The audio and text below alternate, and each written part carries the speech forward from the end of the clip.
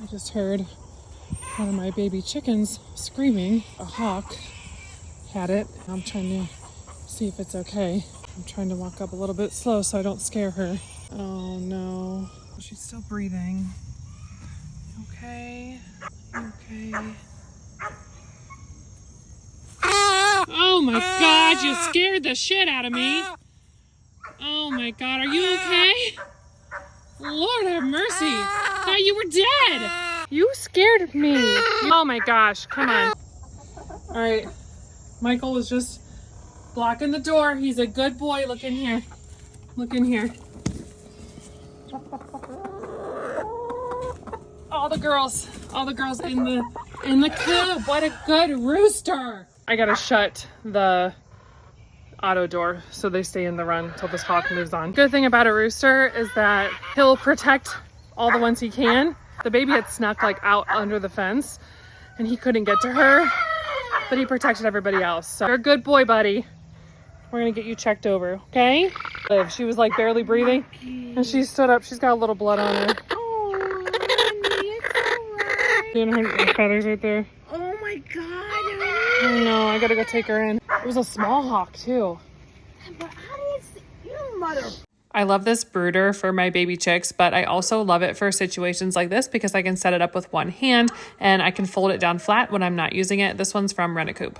Okay, she is bleeding. I've got blood on my arm and on my shirt. No, she's hurt. I'm gonna let her take a second while I gather supplies and then I'm gonna clean her up and assess the injuries. Just a true testament to why you need a first aid kit, because if a bird gets injured like this, you wanna make sure you're dealing with the wounds as soon as possible, flushing them out before the scab set over. We're gonna get it all flushed out and then we're gonna let her be, all right? Bleeding down here on her tail area. She's got like a wound in there, and then found another one on her neck area. She was being held down by a hawk, so that kind of gives me clues that the injuries are probably gonna be on the top section. There's one puncture wound there. Yeah, she's got one right here. So this one here is already starting, can't really see, it's already starting to dry up and there's feathers sticking to it, so definitely wanna wash this off as soon as possible. I would say her worst one is right here at the top. So here's what I'm using, the chlorhexidine solution. This is 2%. You wanna go for more like 0.5%, so I've diluted it in some water. I'm just gonna use it like this to flush out wounds. If you don't have that, you can use saline, that works too. And then I'm gonna use Vetericyn spray on her wounds as they're healing. She's also gonna be getting supplement in her water. This one has probiotics, prebiotics, electrolytes, and vitamins, all gonna be helpful to help with the stress and the healing. Of course, if they are bitten by an animal, you're gonna wanna get antibiotics in them as soon as possible.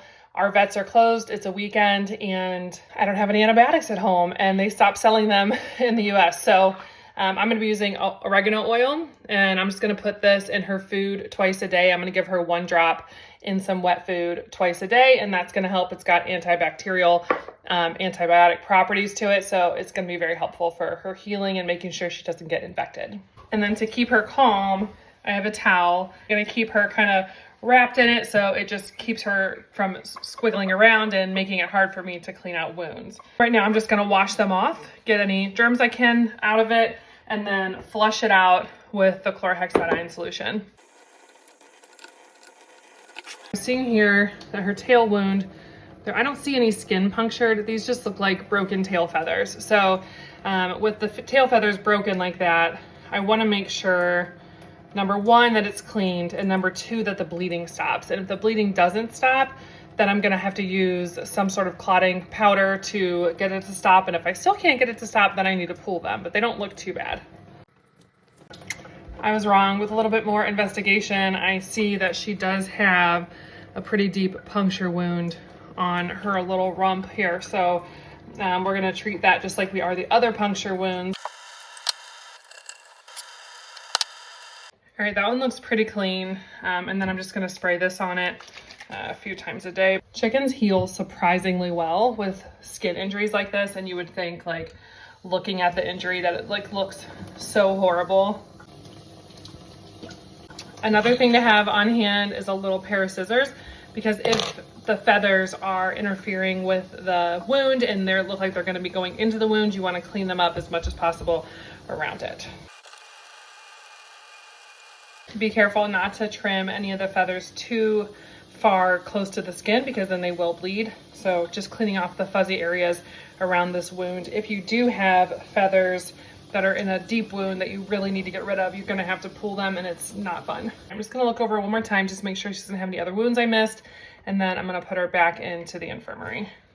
The good news is she got breakfast this morning and she has a full crop. She's probably not gonna wanna eat these first few days because she's going to be so stressed out, and that's totally normal. We do want to make sure that she's drinking, so even if you have to use a syringe to get the water into her, you can put egg yolk in the syringe as well. That will help give them some boost of energy. Having that full crop is going to help at least for the first 24 hours.